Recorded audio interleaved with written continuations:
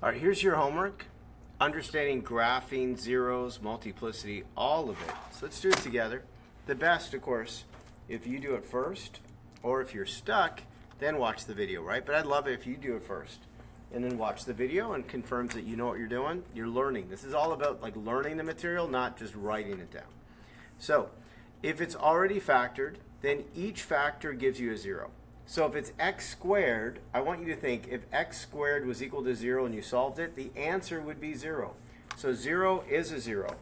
And then the exponent gives you the multiplicity. So what exponent is on there for x is 2. Because it's an even number, it's going to bounce. The next factor is x minus 1. If you made that equal to 0 and solved it, you'd add 1. So they're always opposite numbers. So positive 1. And then the exponent is the multiplicity. And again, it's an even number, so it's going to bounce. Again, the last factor is x plus 5. Opposite number, right? That's negative 5. And it has an odd exponent. You don't see it, but the exponent's 1. So it's 1, so it means an odd number for an exponent means it's going to cross. All right, you try the next one. This one's a little tricky in the middle, but the rest. Negative 2x is 0. So if you took negative 2x, you made it equal to 0, and you divided by negative 2, the answer would be 0, because 0 times negative 2 is 0. It's 0. The exponent on x is 1, which means it's going to cross. The next one's a little tricky. So 3x plus 1. I'm going to write it down. 3x plus 1. If I was going to solve this, you would subtract 1, and then you would divide by 3. So I want you to think, subtract 1, divide by 3. That's called inverse operations. Subtract 1, divide by 3. The exponent on there is 2, which is even, which means it's going to bounce there. And then again, a simple one, the opposite number is negative 7. That makes it 0. The exponent is 7. It's an odd number, so it's going to cross. So it's easiest when it's already factored. If I look at the next one, I got to factor this. So I'm going to factor out an x. And then I need a basic trinomial. So two numbers that multiply to 35 and add to negative 12. So that's negative 7. And negative 5, and now I can fill in the chart. So x, the 0 is 0 with a 1 as an exponent, which means it's going to bounce because it's an odd exponent. Positive 7, again, the exponent you don't see is 1. Oh, what am I saying bounce? Cross, because it's odd. This is also cross because it's odd. Silly. And then positive 5 is the 0. Again, number 1 for the exponent. And again, because it's an odd number, it's going to cross. All right, we're going to factor this. We're going to factor out 3x. So I have x squared minus 7x minus 3 goes into 54, 7, 18 times. 18 times 3 is 54. I have to think about that one. So negative 18 and negative 7, the two numbers that fit are negative 9 and 2. So I'm going to write down negative 9 and 2.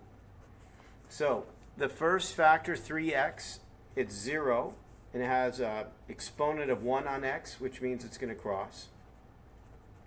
The next one, the opposite number is 9. Again, it has an exponent of 1, which means it's going to cross. Here, negative 2.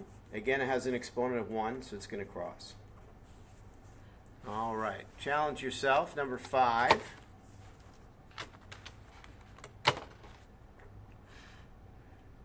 So we're going to factor this. We're going to factor out an x squared. So that's x squared minus 16x plus 64. So these two numbers are, what are they for negative 16? It's going to be negative 12 and negative 4. No, that's 48. What am I doing? So for negative, oh, it's negative 8 and negative 8. Silly. So negative 8 times negative 8, and they add up. So that repeats. So I write it squared. So negative 8 and negative 8 squared. So we have a 0 at 0. Has an even exponent, so it's going to bounce. We have another one, the opposite number at 8. Again, it has an even exponent, which means it's going to bounce. All right, factor out. What's the common factor here? So that's going to be negative 4x squared, which leaves me with 2x, and 5. So this has a 0 of 0 with an even exponent, 2, which means it's going to bounce.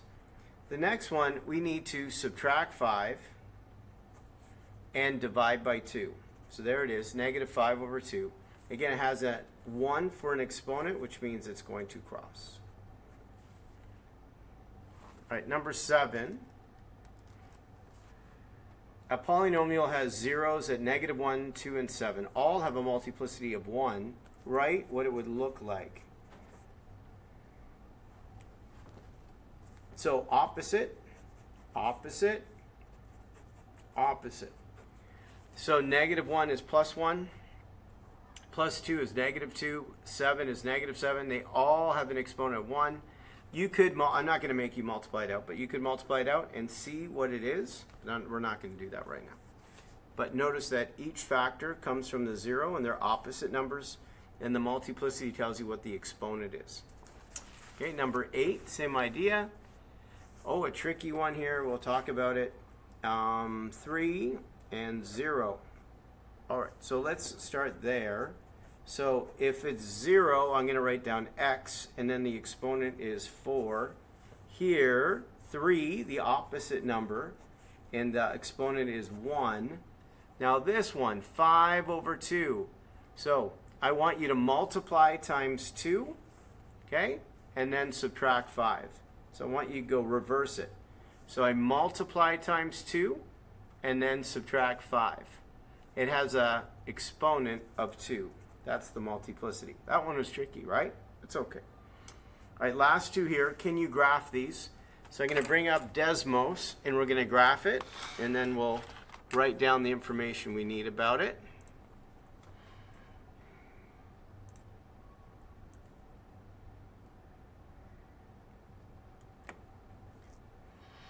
All right, so let me type this in.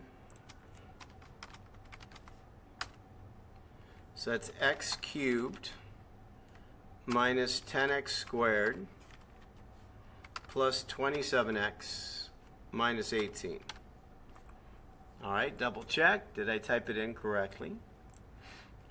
All right, I'm going to minimize it a bit. So what am I looking for here? So I'm not looking for any zeros. So first of all, the end behavior. So I already knew that this was odd and positive.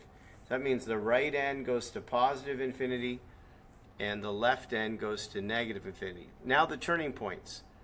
So we have a maximum, and we just called it local, but you can also call it relative, same word.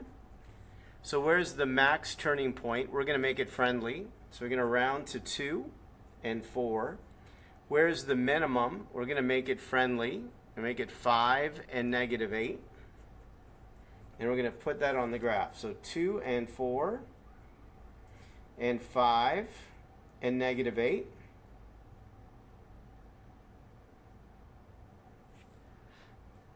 And then I'm going to connect this together.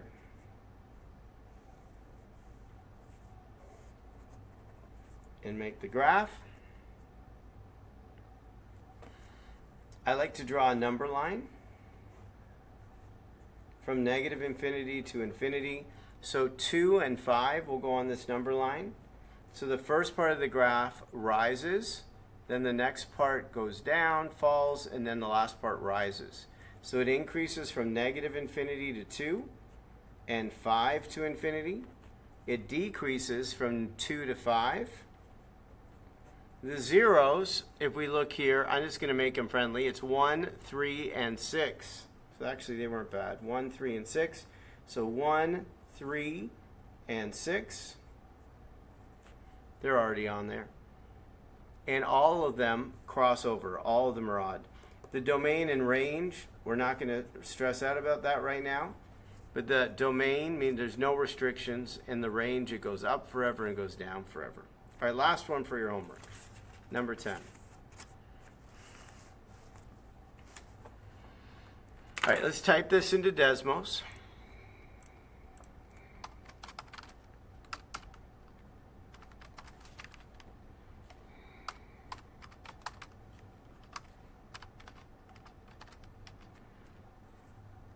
Make sure I typed it in correctly.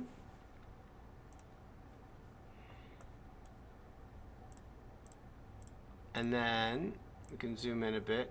So first of all, the end behavior, we know it is even and negative, which means both ends go down. We have a max, let's do those first, there at negative 3.5 and 3.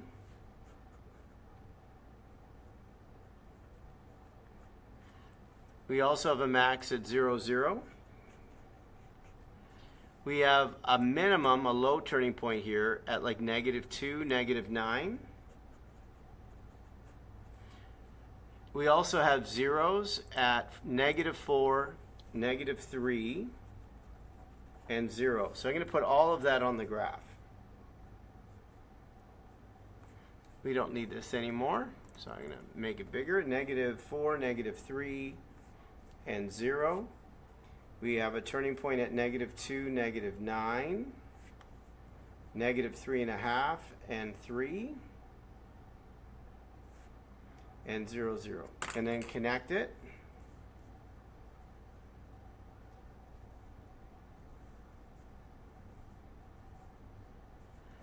That's what the graph looks like. We could have factored this. You could factor out a negative x squared. And then what's left over, you could factor it. That's 3 and 4. So you'd have negative x squared, 3 and 4, multiply to 12 and add to 7. And then the opposite, right? 0, negative 3, negative 4. You can see where it comes from. And 0 has an even exponent, so that's why it bounces there. I'm going to draw a number line from negative infinity to infinity. The x coordinates of my turning points, I'm going to put negative 3.5, negative 2, and 0. And then I'm going to write down if it's increasing or decreasing. So the first part of the graph increases, then it decreases, then it increases, and then it decreases. So the plus signs is where it's increasing. That's negative infinity to negative 3.5 and negative 2 to 0. It decreases from negative 3.5 to negative 2 and from 0 to infinity. Domain is all real numbers. It always is. There's no restriction. Now the range, just for fun, the bottom of the range is negative infinity. It goes down forever. But the top is this one right here. So what's the y-coordinate? That's the top of the graph. And we said that was 3. So the range actually goes from negative infinity up to 3 as the highest y value. But we're not worried about this. So we're focused on the other parts. All right, Mr. G Math over and out. I am proud of you that you did your homework. You did your best. You checked your work. And I'll see you in class. Till next time.